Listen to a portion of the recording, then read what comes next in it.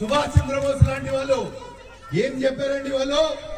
ముझे खून दो मैं तुझे आजादी दिलाऊंगा, give me blood I will give you independence. మీ రక్తాన్ని ధారపోయండి, నేను మీకు స్వేచ్ఛ స్వాతంత్రాలు ఇస్తా అన్నాడు. స్వేచ్ఛ స్వాతంత్రాలు అనేటువంటివి ఒకటి ఇస్తే మనం తీసుకునేది కాదు. మన యొక్క శౌర్యంతో, ప్రతాపంతో, విజిగీషు ప్రవృత్తితో గుంజుకోవాల్సినటువంటి అవసరం.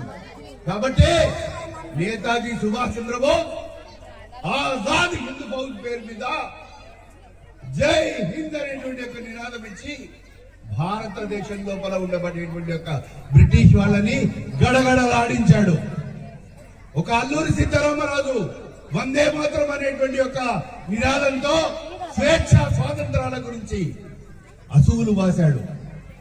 అట్లాంటి వాళ్ళ యొక్క జీవిత చరిత్రల్ని మన పిల్లలకి కనుక చెబితే, కాబట్టి వాళ్ళకి ఈ మాతృభావం, ఈ మాతృదేశ భావన, ఈ దేశభక్తి భావనను ఉగ్గుపాలతో రగిలించి పెట్టింది. కాబట్టే జీజాబాయి ఏం చేసింది?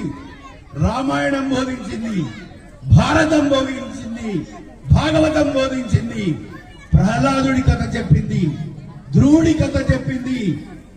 నాయకులు ఎవరుంటే వాళ్ళ యొక్క వీరత్వం గురించి, వాళ్ళ శౌర్య పరాక్రమాల గురించి, వాళ్ళకు సంబంధించినటువంటి యొక్క మంచి సచ్చీలత గురించి, మంచి గుణగుణాల గురించి నూరి పోస్తే ఒక శివాజీ తయారయ్యాడు.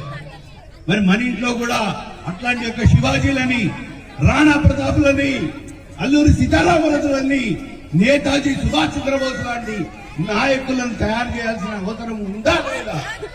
ఇక్కడ కూర్చున్నటువంటి ఒక విశాల హిందూ సమాజం ఆలోచించాల్సిన సమయం వచ్చింది.